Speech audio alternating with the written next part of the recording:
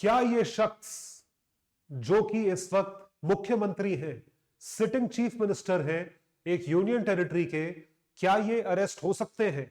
ये सवाल मैं आपसे पूछता हूं और आप ध्यान रखिएगा, इसका जवाब आप ही लोगों को कमेंट सेक्शन में देना है। आइए जानते हैं इनके खिलाफ क्या चार्जेस हैं, क्या मुकदमा चलाया जा सकता है। Ladies and gentleman, boys and girls, मैं हूं आपका दोस्त, host, educator, mentor Sanghi sir, और आप सभी का स्वागत करता हूं रीच यूपीएससी पर। चैनल को जरूर सब्सक्राइब करिए और घंटी वाला बटन भी दबाएं ताकि आप कोई भी अपडेट ना मिस कर पाए। तो आप देख सकते हैं इनके क्या रीजनिंग आ रहे हैं। जो हमारे मुख्यमंत्री हैं उनका यह कहना है कि उनको लोकसभा चुनाव जो अभी आने वाले हैं उसमें चुनाव लड़ने से मना करने के लिए इनके खिलाफ समन भेजे जा रहे हैं या नोटिस भेजे जा रहे हैं। BJP's aim is to stop me from campaigning in Lok Sabha. Delhi के जो चीफ मिनिस्टर है Kejriwal has skipped the enforcement directorate summon. 3 जनवरी को जो ये पोस्ट किया गया था, उसके बाद ये कहते हैं कि आप ये कह रहे हो या ईडी ये कह रही है कि करोड़ों रुपए केजरीवाल ने खाए। वो करोड़ों रुपए कहां हैं? Where are the crores? ये कहना है केजरीवाल का। ED likely to arrest Delhi CM Kejriwal today, ऐसा आम आदमी पार्टी के मंत्री कह रहे हैं। तो आइए देखते हैं कि ईडी ने केजरीवाल को समन क्यों भेजा और क्या चार्जेस जो हैं वो लगाए गए हैं। ऐसा माना जा रहा है कि दिल्ली सरकार ने अपनी नई एक्साइज पॉलिसी के तहत कई सारे लिकर लाइसेंसेस कैंसिल करे और कुछ लिकर लाइसेंसेस उन कुछ प्राइवेट पार्टीज को या private wine and beer shops जिनको हम ठेका कहते हैं उनको दिए गए हैं ताकि वो लिकर को बेच सके, यानी कि अल्कोहल को बेच सके। अब उनको लाइसेंसेस दिए गए हैं कुछ पैसा लेके, और वो जो पैसा है उसका जो अमाउंट कैलकुलेट किया गया है वो तकरीबन 100 करोड़ है। तो एनफोर्समेंट डायरेक्टरेट का जो केस है is that the Aam Aadmi party received 100 crore as kickback by cartelizing the liquor trade with a new licence regime. जो लिकर का ट्रेड है जो नए लाइसेंस रिजीम के तहत है उसमें 100 करोड़ का किकबैक लिया, और इन पैसों से केजरीवाल ने या आम आदमी पार्टी ने गोवा के चुनाव जो है वो लड़े हैं। तो इसको लेकर ईडी ने आम आदमी पार्टी के मुख्यमंत्री और जो उनके मुखिया हैं केजरीवाल जी, उनके खिलाफ केस रजिस्टर करा है मनी लॉन्ड्रिंग का, under PMLA, prevention of money laundering act. ये कानून है और चार्ज जो है वो मनी लॉन्ड्रिंग का लगा है।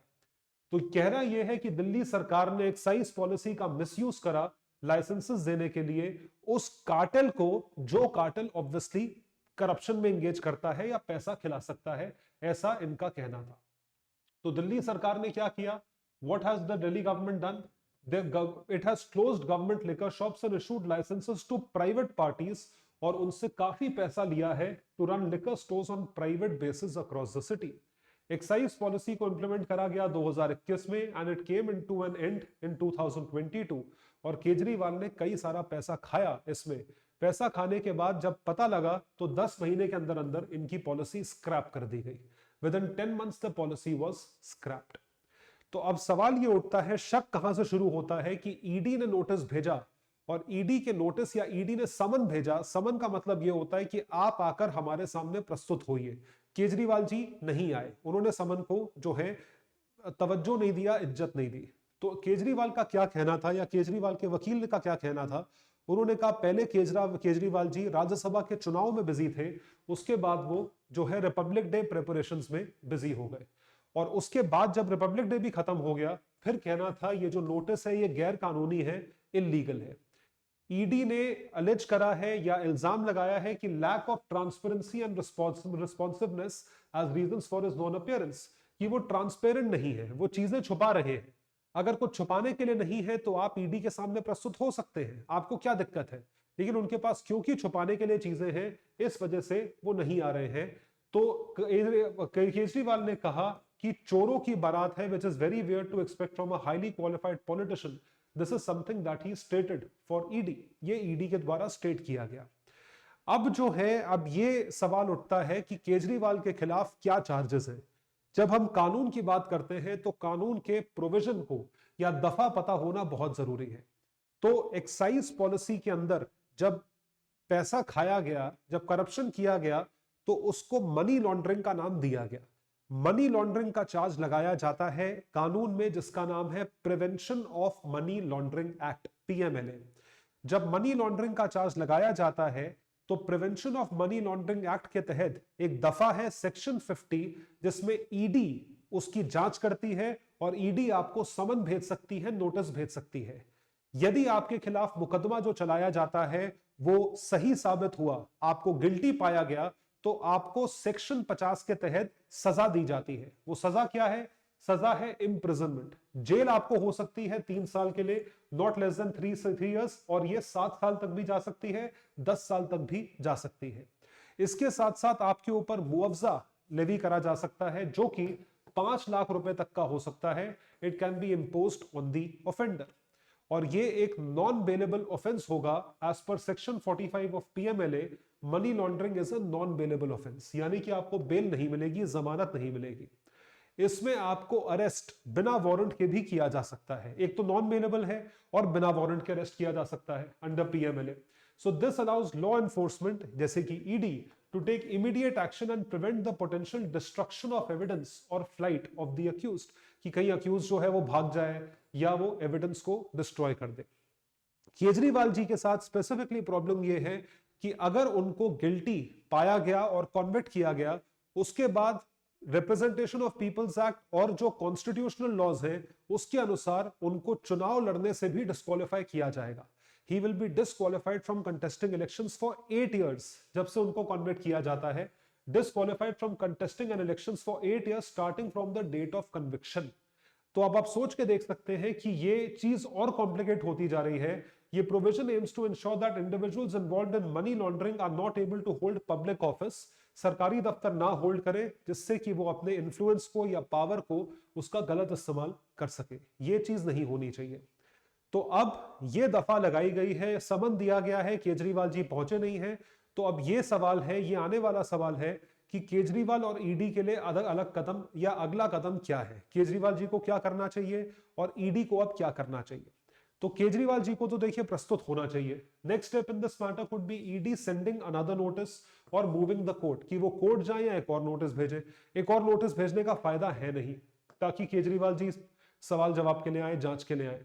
केजरीवाल क्या कर सकते हैं, वो भी कोर्ट जा सकते हैं या वो अप्रोच कर सकते हैं एंटिसिपेटरी बेल के लिए। हालांकि इसमें बेल नहीं है, लेकिन फिर भी अगर उनको ऐसा लगता है कि वो बेकसूर हैं, उनके खिलाफ जो चार्जेस हैं वो गलत हैं, तो वो एंटिसिपेटरी बेल के लिए अप्रोच कर सकते हैं court of law. It is worth noting that ED has already arrested farmer deputy CM, जिनको आप मनीष सिसोदिया के नाम से जानते हैं, और Sanjay Singh in connection with same case. ये ऑलरेडी जेल में बैठे हैं, कई टाइम से ही ऑलरेडी जेल में बैठे हैं। अब सवाल ये उठता है कि जो चीफ मिनिस्टर, जो मुख्यमंत्री ऑलरेडी सीट पे बैठे हैं, क्या वो अरेस्ट हो सकते हैं? Can a sitting chief minister be arrested? इसके बारे में मैं आपको कॉन्स्टिट्यूशनल प्रोविजन बताना चाहता हूं कि कोई भी सिटिंग एमपी या एमएलए अरेस्ट हो सकता है। तो इस पे एक आर्टिकल है, आर्टिकल 361। ये क्या स्टेट करता है कि president of India and governor of states, जो राज्यपाल है, राष्ट्रपति है, they are not answerable in any court. मतलब अगर इनको अरेस्ट किया, पहली बात तो उनको अरेस्ट नहीं कर सकते, दूसरी बात इनको कोर्ट में कोई जवाब नहीं देना है जब तक ये पोजीशन होल्ड करते हैं, कुर्सी होल्ड करते हैं। Any act done in discharge for their official duties. आपने अपनी ऑफिशियल ड्यूटी के तहत कोई एक्शन लिया, आपके खिलाफ कोर्ट में मुकदमा चलाया गया, आपको कोई जरूरत नहीं है जवाब देने की। ये राष्ट्रपति और राज्यपालों के लिए है। It is applicable her type के केस के लिए, सिविल केस हो या क्रिमिनल केस हो। लेकिन अगर चीफ मिनिस्टर का केस हो, सिटिंग चीफ मिनिस्टर का केस हो, ये होते हैं एमएलए, ये एमएलए होते हैं sitting chief minister. Can be arrested any time in criminal case but after proven guilty. Criminal case में गिल्टी प्रूव होने के बाद। जो पहली चीफ मिनिस्टर इस तरीके से पास्ट में अरेस्ट हुई है वो थी जयललिता जी सन 1996 में। इन 1996 जो जयललिता जी है वो अरेस्ट हुई थी। This is what had happened. तो सवाल ये उठता है कि क्या केजरीवाल इनोसेंट है या मतलब उनके खिलाफ जो इल्जामात लगाया गया है, जो एक्यूजेशन लगाया गया है, उस एक्यूजेशन के तहत क्या वो गलत है या सही है। अगर वो गलत है तो वो इनोसेंट है, नहीं तो ऑब्वियसली वो गिल्टी है। तो यूनियन मिनिस्टर का ये कहना है कि इनके खिलाफ जो है ये जो है ये करप्ट है, स्टॉन्चली बहुत ज्यादा करप्ट है, और ये लोगों की जिंदगियों से खेल रहे हैं। ऐसा केजरीवाल जी के खिलाफ एलिगेशन लगाया गया है। According to BJP leaders, Kejriwal arrested, surely his wife becomes a new CM of Delhi, ऐसा भी कुछ लोगों का मानना है। लेकिन बेटर यह है कि हम न्यायालय पे जो है, न्यायालय का के ऊपर डिसीजन छोड़ें, कोर्ट ऑफ लॉ जो डिसाइड करेगा कि इनके खिलाफ क्या होना चाहिए। तो कंक्लूजन यही बोला जा सकता है कि जो आम आदमी पार्टी और भारतीय जनता पार्टी के बीच में जो लड़ाई हो रही है, वो लड़ाई ऐसी है कि सब साइड्स ले रहे हैं, लेकिन साइड से कुछ नहीं होता है। यहां पे तथ्य, फैक्ट्स पे बात होगी और कानून के प्रोविजंस पे बात होगी। So outcome could have significant implications for Kejriwal government and AAP's reputation, कि क्या होना चाहिए और किस तरीके से होना चाहिए, ये कोर्ट ऑफ लॉ डिसाइड करेगा। तो आप क्या सोचते हैं इस बारे में, कमेंट सेक्शन में लेकर बताइए। Will Kejriwal face arrest? क्या केजरीवाल जी जेल जाएंगे या नहीं, ये आप कमेंट सेक्शन में लिखकर जरूर बताइएगा। और इसके साथ साथ अगर आपने मेरा चैनल अभी तक नहीं सब्सक्राइब करा है तो प्लीज चैनल सब्सक्राइब करें और उसके साथ साथ बेल आइकन भी दबाएं।